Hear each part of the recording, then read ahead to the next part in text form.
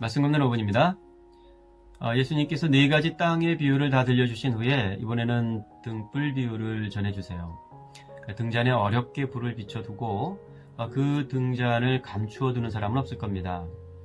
그 등잔을 등잔 거리에 걸어두고 들어오는 사람이 그 빛을 볼 수 있도록 마련해 두는 거죠. 더러 우리가 감추고 싶은 것들이 있습니다. 대개 우리가 감추고 싶은 것들은 우리에게 부끄러움이 되는 것일 텐데요. 반면 우리가 내놓고 싶어하는 것들도 있단 말이에요. 내놓고 싶어하는 것들은 대개가 우리가 자랑이 될 만한 것들이겠죠. 예수님의 제자가 되었다는 것, 우리가 예수님을 믿었다는 것은 예수님의 말씀이 우리 안에 들어와 빛이 되었다는 뜻입니다. 그렇다면 우리 안에 찾아와 빛이 된 그 말씀은 우리에게 자랑이 되는 것일까요? 아니면 부끄러움이 되는 것일까요? 그것이 우리 제자됨의 어떤 증명, 정체라 할 수 있을 것입니다. 자, 우리는 예수님께서 우리에게 전해주신 말씀을 빛으로 여기는 사람들이죠. 그러니까 이것을 감출 수가 없고 감추려 하지도 않는 사람들인 거예요. 그게 예수님의 말씀을 어떻게 듣느냐 하는 문제의 중요함이겠죠. 예수님이 이렇게 말씀하셨습니다. 그러므로 너희가 어떻게 들을까 스스로 삼가라. 네 가지 땅의 비유라는 것은 어떻게 들을까의 문제인 거죠. 말씀은 동일합니다. 좋은 씨가 떨어졌어요. 하지만 땅이 다른 거죠. 어떻게 들을까의 문제를 비유로 들려주신 거고 그 네 가지 땅의 비유에 잇대어서 여기 등경 비유를 아울러 들려주시는 거예요. 이어지는 대목은 진정한 예수님의 가족이 누구인가 하는 것을 보여주는 장면이죠.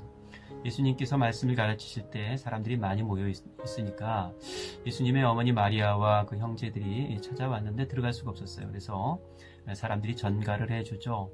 당신의 가족들이 밖에 이제 머물러 있다고. 그때 예수님께서 뭐라고 말씀하시냐면 이렇게 말씀하세요. 내 어머니와 내 동생들은 곧 하나님의 말씀을 듣고 행하는 이 사람들이라 하니라. 예수님께서는 가족의 진정한 의미를 새롭게 하시죠. 실은 가족 개념이라는 것은 이 땅, 이 세계 안에서의 개념인데 예수님께서는 이 세계 이후에 또 다른 새로운 세대, 새로운 세계를 하나님 나라로 이루기 위하여 오신 분이 아닙니까? 그러니까 그 새로운 세대, 새로운 세계 안에서 이루어질 참된 가족의 어떠함을 보여주시는 거죠. 진정한 예수 가족은 같은 말씀을 가지고 같은 순종을 이루어 같은 삶을 사는 것입니다. 그 교회여야 하는 것이죠. 우리 교회가 그런 교회가 되었으면 좋겠습니다. 우리 안에 같은 복음이 있고 그 복음 앞에 우리의 모습이 같은 순종이 되고 그래서 우리의 같은 삶을 이루어 나간다면 참된 예수의 가족이 될 수 있겠죠.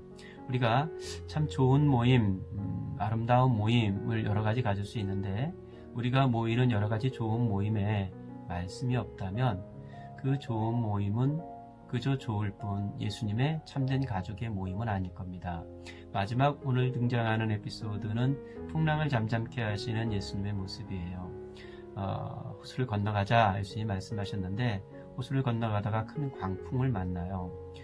심한 광풍이어서 이 뭐 어쩔 수가 없는 도리가 없는 광풍이므로 이 제자들이 예수님을 깨우죠. 깨우면서 이렇게 말합니다. 주여 우리가 죽겠나이다. 찬송가의 한 소절대로 참 죽을 날 일 쌓였구나. 우리의 인생인 거죠. 이 바다라 이 호수를 건너가는 우리의 모습이 여기에 그대로 담겨 있습니다. 위태한지라 삶이 다 위태한 거죠. 그 위태함을 만나면 우리가 다 죽게 되었습니다 고백할 수밖에 없는 거예요. 그렇게 예수님을 깨웠는데 예수님께서 꾸짖으세요. 먼저는 풍랑을 꾸짖으셨고요. 그래서 잠잠케 하십니다. 또 하나는 제자들을 꾸짖으시죠. 이렇게 말씀하세요. 너희 믿음이 어디 있느냐. 그러게요. 우리 믿음은 어디 있는 것일까요? 제자들이 아주 믿음 없는 사람들은 아니었을 텐데 어떤 경우에는 믿고 어떤 경우에는 믿지 못했던 것일까요? 또 어떤 사건은 믿고 또 어떤 사건은 믿지 못했던 것일까요? 예수님께서 그걸 물으시는 거죠. 우리도 믿음 없는 사람은 아닌데 무엇 믿고 또 무엇은 믿지 못하는 것일까요?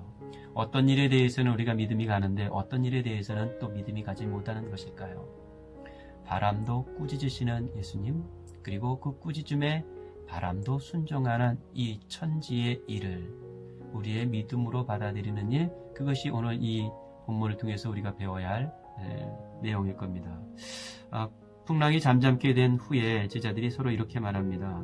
그가 누구이기에 바람과 물을 명하여 순종하는가? 우리에게 그분은 누구입니까?